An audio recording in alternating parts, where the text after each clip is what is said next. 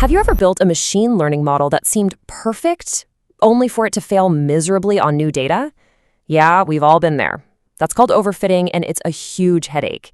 Well, in this explainer, we're going to tackle that problem head-on by building a smarter, more reliable predictive model.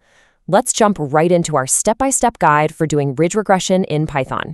So here's our game plan for today. We're going to start with a basic prediction model to see how it works. Then we'll look at a really common problem it runs into. After that, we'll bring in our solution, which is ridge regression.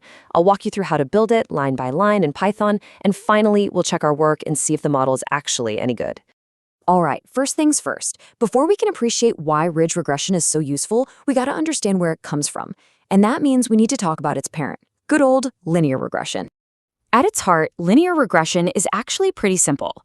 Just picture a bunch of dots on a graph, maybe showing something like house size versus price. All linear regression tries to do is draw a single straight line through those dots that gets as close as possible to all of them. It's like laying a ruler down on the data. That's the whole job. Find that one line of best fit. The model is constantly adjusting its line to shrink the average distance to every single one of those data points. Simple, right? It's powerful, and it's a fantastic starting point. But it has a hidden weakness. And that weakness brings us to the real problem we're here to solve today. You see, sometimes a model can actually be too good. And believe it or not, that's a really bad thing. This is the million-dollar question. What happens when our model doesn't just learn the general trend in the data, but it starts to memorize every single random fluctuation and bit of noise? Well, that has a name. It's called overfitting. The model gets so obsessed with being perfect on the data it was trained on that it learns all the noise too. The analogy here is perfect. It's like a student who memorizes every single question in the textbook but has no idea how to solve a new problem on the final exam. And you can see the difference so clearly right here. A good fit, on the left, gets the big picture, the general trend. An overfit model, on the right, well, it's like a piece of string that wiggles to hit every single point. It looks perfect for that data, but it's completely useless for predicting anything new. So, how do we fix it?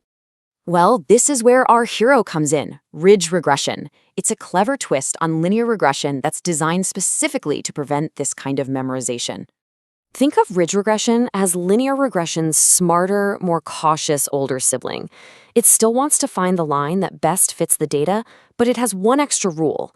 It adds a penalty for being too complex. It tries to keep the weights it assigns to each feature, its coefficients, as small as possible. The core idea is this. The model is basically being told, look, you can make a feature seem really important by giving it a big coefficient, but it's going to cost you in your final score. This discourages the model from putting all its eggs in one basket, forcing it to find a more balanced, stable solution. So it all comes down to this trade-off. Linear regression only cares about one thing, minimizing error. That can cause it to create these wild, overfit models. But ridge regression is smarter. It plays a balancing act between minimizing error and minimizing complexity. It's willing to be a tiny bit less accurate on the training data if it means being way more reliable on new data it's never seen before. Okay, that's enough theory. Time to get our hands dirty and actually build one of these. We're going to use a real-world dataset that comes with Scikit-Learn to try and predict the progression of diabetes. And here's our 5-step plan. This is a pretty standard workflow in machine learning, and for good reason. It works. We'll get our tools and data, split it up properly, prep our features, build the model, and then see what it can do. First up, we import everything we need. Then we do probably the most important step in this whole process. We split our data. We take 20% of our data and lock it away in a test set. The model will never see this data during training. This is absolutely critical to prevent what's called data leakage and to get an honest report card on how our model will perform in the wild. Next, scaling. This step is a must-do for ridge regression. See, the penalty is based on the size of the feature coefficients. If one feature is measured in dollars from 1 to 1,000,000 and another is age from 20 to 80, the penalty will unfairly punish the dollar feature. Standard Scaler puts all our features on the same scale, so it's a fair fight. And now the main event. We import ridge and create our model. See that alpha parameter? That's our magic knob. It controls how strong the penalty is. A higher alpha means a stronger penalty. Then, just like with any Scikit-Learn model, we fit it to our training data and then use it to predict on our hidden test data. Okay, quick but important clarification. You'll hear these two words a lot. Parameters are what the model learns from the data, like the slope of the line. Hyperparameters are the settings that we choose before the model even starts training. Think of alpha as the volume knob for the penalty. We turn that knob to find the perfect setting for our specific problem.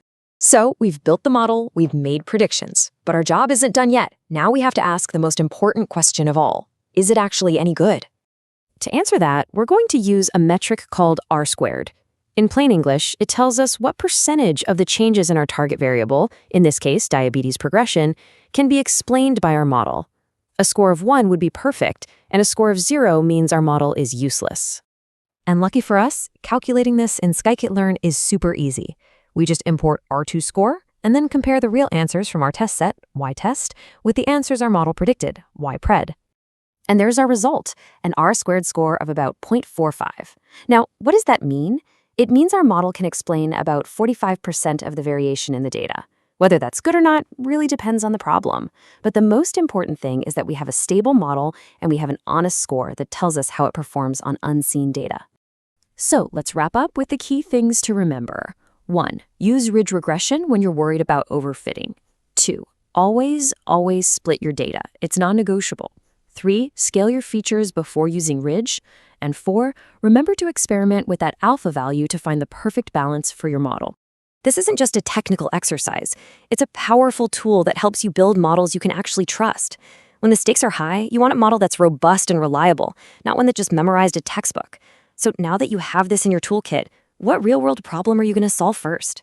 Like and subscribe for SimplfyTech, explaining one concept at a time, simplifying the technology and AI.